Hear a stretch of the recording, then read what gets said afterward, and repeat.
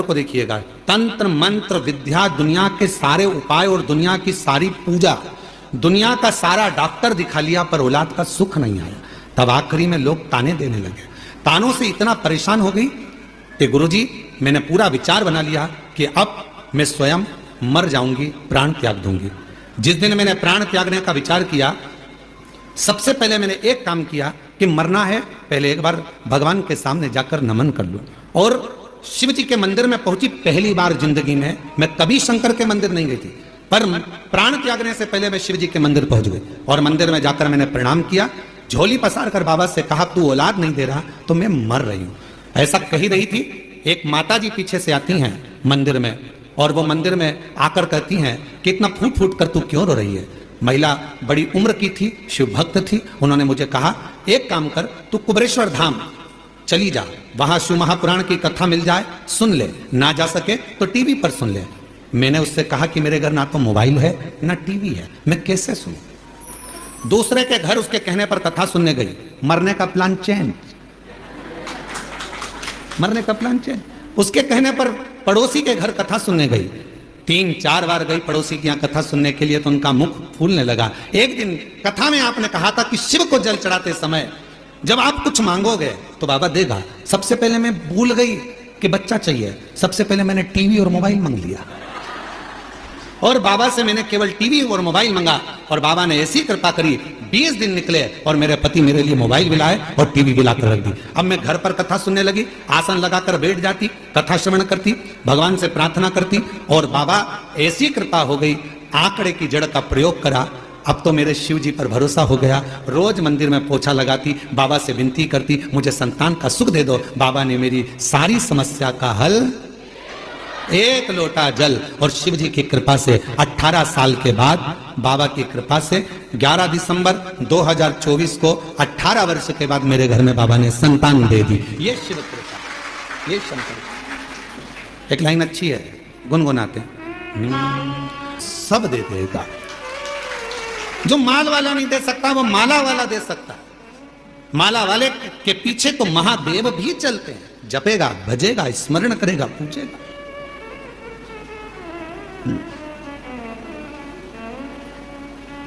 आज पूरी दुनिया, पूरा विश्व बाबा देवाधिदेव महादेव की भक्ति में लगा हुआ है।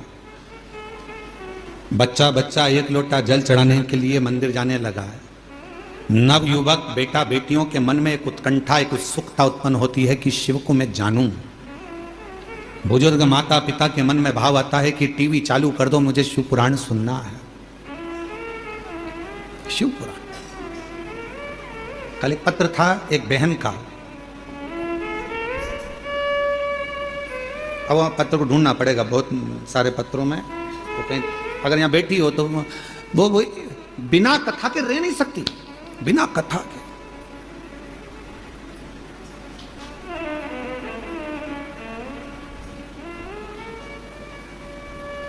गाड़ी, बंगला, जमीन, जायदाद सब शिवजी ने उसको दे दी। उससे पूछा जाए कि तुझे कहां से मिला, तो कहे शंकर जी के दरवाजे से, नहीं तो मेरे तो शून्य थी, शून्य थी। कथा नहीं सुनती तो बुखार आ जाता। बच्चे लोग परेशान, जब कथा नहीं आती तो बच्चे लोग उसको मोबाइल में चालू कर दे देते कि 5-10 मिनट मेरी माता को सुन लेने दो, वो यहाँ बैठी होगी।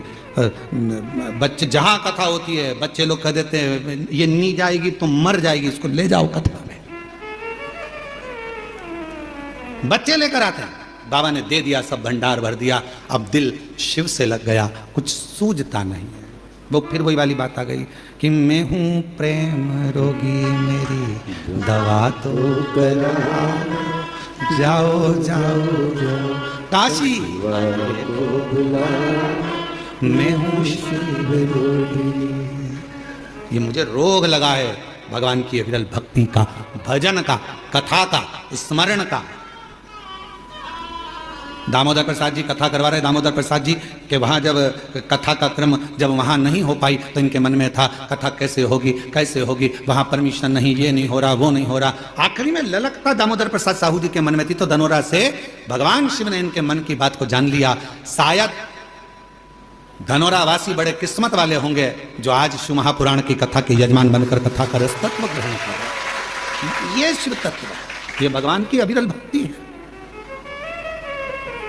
भीम युधिष्ठिर कह रहे हैं, भीम शिव को पाने के लिए सबके अपने अपने तरीके हैं, तुम कौन सा तरीका अपनाओ, कौन सा तरीका?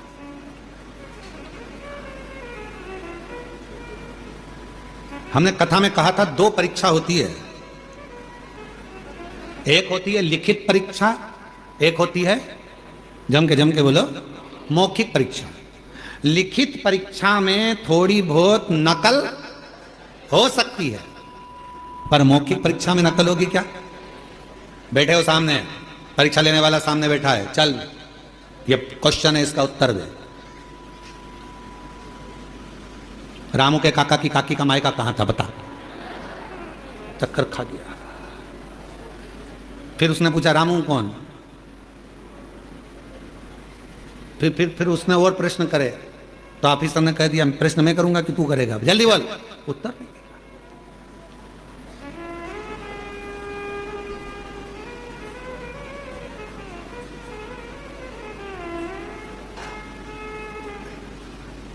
स्मरण क्या करते महाराज?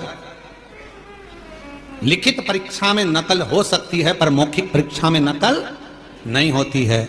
लिखित परीक्षा में नकल कर कर लोग प्राप्त करे ना करे वो अपनी जगह है, और लिखित परीक्षा का एक एक अंक मिलता है कटता है, फिर मिलता है कटता है, कुछ मिलेगा कुछ कटेगा। पर मौखिक परीक्षा जब ली जाती है, सामने वाले व्यक्ति को अगर पसंद आ गई उसकी बात उत्तर, तो समझ लो कि पूरे नंबर अच्छे मिल जाते हैं और पूरा रिजल्ट अच्छा आ जाता है। उसी तरह शिव महापुराण की कथा कहती है, आप अगर लिखित परीक्षा नहीं दे सकते, मतलब आप बहुत घंटों तक बैठकर भजन नहीं कर सकते, तप नहीं कर सकते, साधना नहीं कर सकते, व्रत नहीं कर सकते, उपासना नहीं कर सकते, तो मौखिक परीक्षा करो। अपने घर पर 5 मिनट बैठो और श्री शिवाय नमस्तुभ्यम का जाप करो। जब तुम्हारे मुख से श्री शिवाय नमस्तुभ्यम निकलना प्रारंभ होगा, तब सामने जो एग्जाम लेने बैठा है मेरा देव अधिदेव महादेव, वो तुम्हें पास कर देगा और तुम्हें उन्नति की सीढ़ी पर चढ़ा देगा।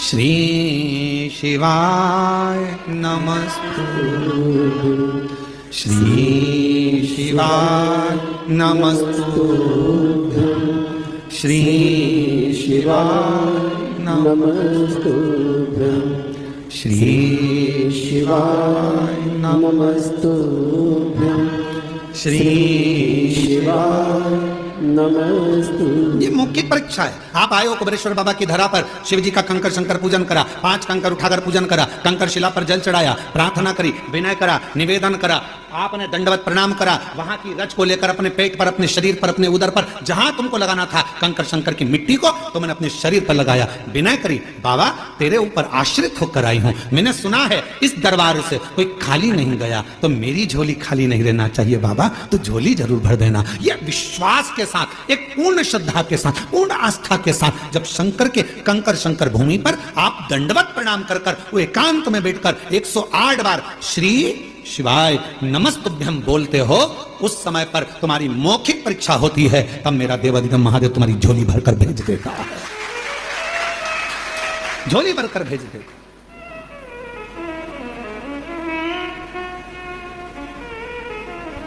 तेरे दरबार की बाबा निराली शान देखी है, तेरे दरबार की बाबा निराली शान देखी है, तुझे देते नहीं देखा पर झोली भरी देखी है, मुख दुनिया मोड़ेगी बाबा तू मुखड़ा नामो, मुख दुनिया मोड़ेगी बाबा तू मुखड़ा नामो। हे भीम, भगवान शिव को रिझाने के तो 33 कोटि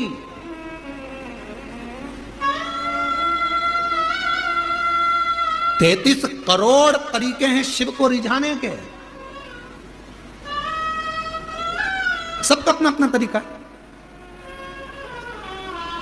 कोई कहेगा ओम नमः शिवाय बोलो, कोई वो कहेगा नमः शिवाय बोलो, कोई कहेगा ये बोलो, कोई कहेगा वो बोलो, कोई कहेगा श्री शिवाय नमस्ते, कोई कहेगा राम बोलो, कोई कहेगा ओम नमः भगवते वासुदेवाय बोलो, कोई कहेगा कृष्ण बोलो, कोई कहेगा दत्त बोलो, कोई कहेगा, सबका अपना। 33 कोटि देवता हैं तो 33 कोटि तरीके शंकर को रिझाने के हैं। 33 कोटि तरीके से शिव का पूजन होता है। हजारों, मध्य प्रदेश में पूजन का तरीका अलग होगा तो छत्तीसगढ़ में पूजन का तरीका अलग होगा, गुजरात में पूजन का तरीका, सबका तरीका अलग है। भगवान परंतु एक ही भाषा जानता है, वो प्रेम की भाषा। तरीका कोई सा भी।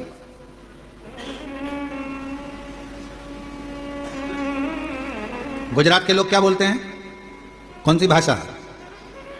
छत्तीसगढ़ वाले बोलो बोलो बोलो, छत्तीसगढ़िया। पंजाब के, हरियाणा के हरियाणा, महाराष्ट्र के मराठी, बंगाल के बंगाल, सब तेलंगाना के तेलंगी, जो भी भाषा आपकी बोलने वाली है, आंध्रा की अपनी, यहाँ की अपनी, वहाँ की। अब हमें एक बात तुम बताओ रे, जितने बैठे हो सब बताओ, और जितने आस्था चैनल पर सुन रहे हो वो भी बताओ, भगवान को कौन कौन सी भाषा आती होगी? जरा विचार करो। बोलो बोलो बोलो, जम के बोलो जरा। भगवान को कौन कौन सी भाषा आती होगी? पृथ्वी पर यह भाषा क्या भगवान ने बनाई कि तुम मराठी बोलना, तुम गुजराती बोलना, तुम ये बोलना, तुम ये बोलना, तुम वो बोलना? भगवान केवल एक भाषा जानता है।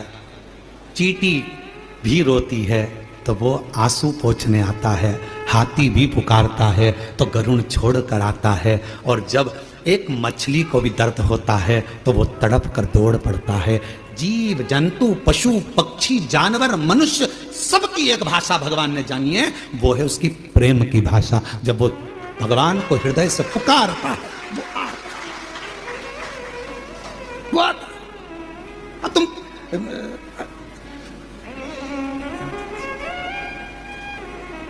अब एक व्यक्ति अमेरिका से भारत आया, घूमते घूमते वो भारत की गलियों में घूम रहा था और सामने से कुत्ता आ गया और कुत्ता उसके पास आ रहा था। अब अंग्रेजी में कुत्ते को बोले, please please please please don't touch me please. अब कुत्ते को बोले तो कुत्ते को समझ में आए। कुत्ता और उसके पास में आया। इतने में एक व्यक्ति चिल्ला कर बोला, हाँ! कुत्ता भाग गया। कुत्ता अंग्रेजी नहीं समझता, कुत्ता मराठी नहीं समझता, कुत्ता गुजराती नहीं समझता। कुत्ता केवल ये समझता है कि मुझे किसने रोटी दी है, कौन प्रेम से मुझे पाल रहा है, कौन मुझसे लाड़ लड़ा रहा है, कौन मुझसे प्यार कर रहा है। कुत्ता उसकी भाषा समझता है और उसके पीछे पीछे दौड़ता है। उसको नहीं आता, उसको नहीं समझना, समझेगा। पूरी दुनिया की केवल एक भाषा है, वो है प्रेम की भाषा। पूरी दुनिया में एक भाषा चलती है, वो है प्यार की भाषा। अच्छे से अच्छे व्यक्ति को कोई अगर अच्छे से अच्छे व्यक्ति को अगर तुम्हें रिझाना है तो उसको धन से, दौलत से, संपदा से, सत्ता से, वैभव से नहीं, उसको केवल प्रेम की भाषा से रिझाया जा सकता है। तुम प्रैक्टिकल घर में करो ना। एक बार चिढ़कर बोल दो अपने पति से, देखो मेरे को सामान ला कर दे देना, पहले बोल दे रही हूं। वो चिढ़कर जवाब देगा और एकदम प्यार से सिर पे पल्लू लेके बड़े प्रेम से, ए जी आज मुझे बुला दोगे क्या? इतनी स्माइल में बोलोगे तो वो तुरंत फोन लगाएगा। क्यों, कहाँ है तू? अरे तेरी भाभी को जरा ये सामान चाहिए, ला देगा क्या? इतनी फास्ट, गया ही नहीं, सामान दरवाजे पे आ गया। प्यार की भाषा में, स्नेह की भाषा में समर्पण होता है। पुकारो उसको प्रेम से, हृदय से। जब आप लोग आंख बंद कर लेते हो, भगवान को दिल से जब हृदय से कहते हो, भोला सब दुख काटो, ओ भोला सब दुख काटो, कितने प्रेम से जब आप पुकारते हो, स्नेह से आप पुकारते हो, वो स्वीकार करता है। कल शाम के समय आरती के पहले लगभग आरती होने वाली होगी 6:30 बजे के आरती का टाइम होता है, प्रदोष काल की आरती का 6:30 बजे। उस समय पर कुछ माताएं वो आम के पेड़ के साइड में बैठी बैठी भजन गा रही थी, बड़े प्रेम से गा रही थी, इतने स्वर में, और कम से कम 8-10 होंगी, और कुछ नहीं था उनके पास, फिर भी वो भगवान को तेरी कृपा का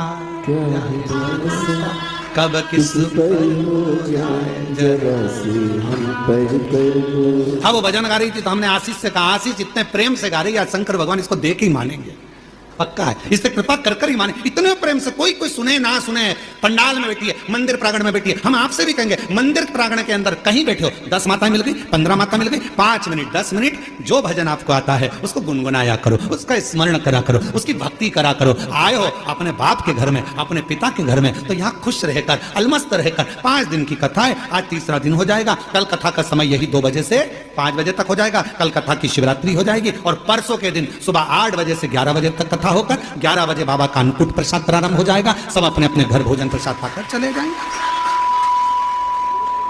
हो गई कथा, 5 दिन पूर्ण हो जाएंगे, मालूम ही नहीं पड़ेगा। और कई लोग ऐसे भी हैं कि झगड़े में निकल जाएंगे, ये मेरी जगह, ये मेरी जगह, ये मेरी जगह, ये मेरी जगह, हट तू इधर से तू उधर, और झगड़ा कर रहे हैं, लड़ रहे हैं, समान कौन का, सब गए अपने अपने। इसलिए निवेदन है शिव महापुराण की कथा, भगवान प्रेम की भाषा जानता है, प्रेम दीजिए।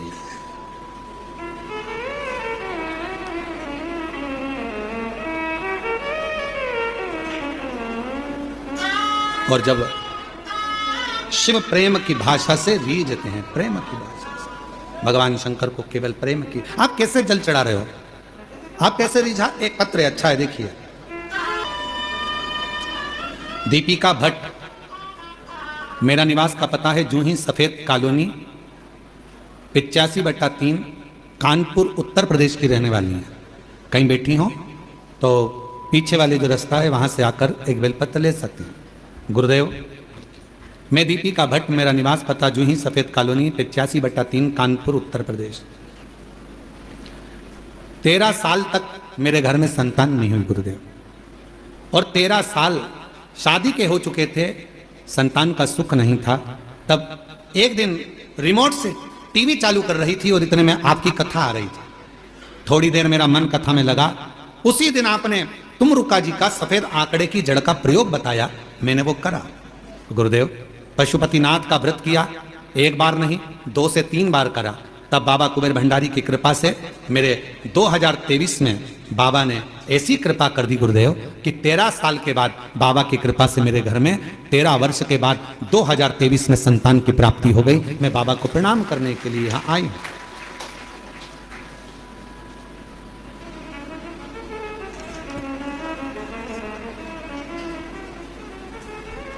जो जैसी भावना वो वैसा ही फल पाया, नहीं खाली उसे लौटाया, वो मन ही मन हर्षाया। शुद्ध भाव, प्रेम, वात्सल्यता और प्रेम की भाषा शिव को रीझती है।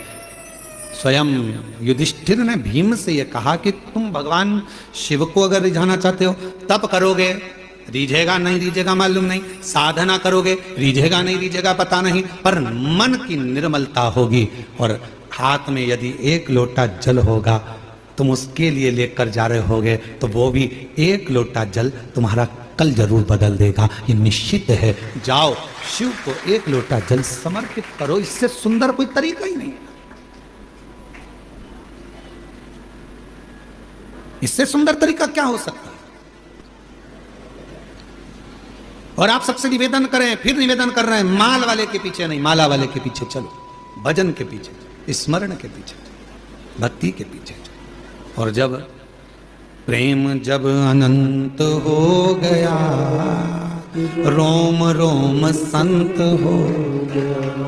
प्रेम जब अनंत हो गया, रोम रोम संत हो। जब प्रेम बढ़ जाता है, स्नेह बढ़ जाता है, तब परमात्मा मिल जाता है। संत केवल कपड़े बदलने से संत नहीं हो जाता, बहुत सारा तिलक लगा लिया तो संत नहीं हो जाता, लंबे लंबे बाल बढ़ा लिए तो संत नहीं हो जाता, पूरे चेहरे पर चंदन पोत लिया उससे कोई संत नहीं हो जाता, बहुत सारी माला पहन ली उससे कोई संत नहीं हो जाता, अपने कपड़े को चेंज कर लिया उससे संत नहीं हो जाता। कपड़ा बदलने से कभी भगवान नहीं मिलता, कलेजा बदलने से महादेव मिल जाता है, कपड़े से नहीं मिला है।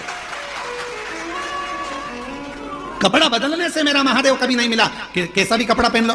कई लोग पूछते भी हैं, क्यों गुरुजी शंकर जी के पूजन में सफेद कपड़े पहनना चाहिए कि पीला पहनना चाहिए कि नीला पहनना चाहिए, लाल पहनना चाहिए, हरा पहनना चाहिए। हम उनसे कहते हैं तुम्हारी मर्जी हो, जैसा पहनो, जो होगा तुम्हारे घर में वो पहनो। हम काय को बोले कि ये कपड़ा खरीद के लाओ और फिर पहनो, मालूम पड़े तुम्हारे पति और हमको ढूंढते फिर रहे हो।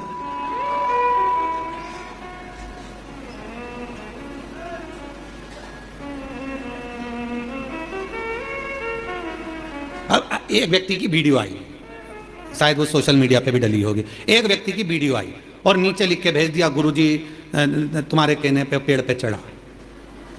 अब वो व्यक्ति बेलपत्री के पेड़ पे चढ़ गया, उतर रहा था, मालूम पड़े चड्डा पहना था और वो बेलपत्री के पेड़ पे चढ़ा और उतरते उतरते खूंटे में उसका चड्डा फंस गया। अब वो ओंधा नीचे लटका, चड्डा ऊपर लटका। अब उसके घर के लोगों ने देखो तुम्हारे कहने पर वो बेलपत्री के पेड़। सीहोर वाले महाराज ने एक बार भी अपनी कथा में नहीं किया कि बोलो बोलो बोला क्या, ओ पीछे वालों बोलो बोलो बोला कभी? सीहोर वाले महाराज ने एक ही बात कही कि बेलपत्री का पौधा लगाओ, और एक और बात कही कि बेलपत्री का पौधा लगाओ, पर इतना याद रखना बेलपत्री की कोई डंडी भी मत तोड़ना, बेलपत्र के वृक्ष में से बेलपत्र तोड़कर लेकर आना, बेलपत्र के वृक्ष को चोट नहीं पहुंचना। अब तुम तो पूरे ही चढ़ गए ऊपर।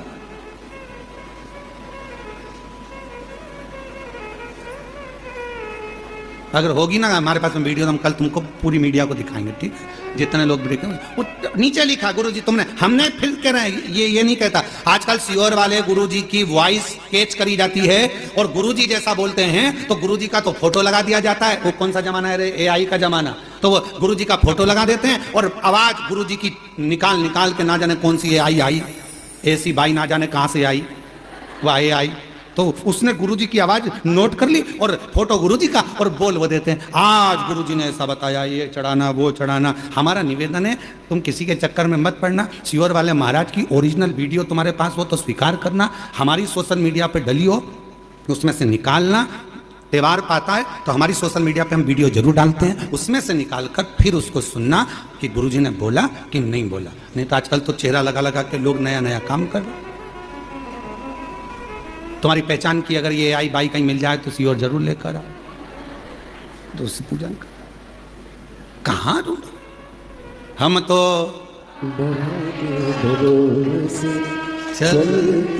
शिव तत्व को प्राप्त करिए, भगवान शंकर की आराधना करिए, शिव बाबा को केवल प्रेम के भाव से। कोई कहे कपड़ा बदल लो, नहीं कलेजा बदल लो। कोई कहे ये लगा लो, कोई कहे वह लगा लो, कोई कहे ऐसा करना पड़ेगा, शिव की आराधना करना है तो इतना व्रत करना पड़ेगा, इतनी साधना करना पड़ेगी। उससे कह दो हमें कुछ नहीं आता, हमें तो एक चीज आती है, मुख से कहेंगे श्री शिवाय नमस्तुभ्यम और सवेरे भरेंगे एक लोटा जल, इसके सिवाय हमें कुछ नहीं आता। बोल बम का नारा है,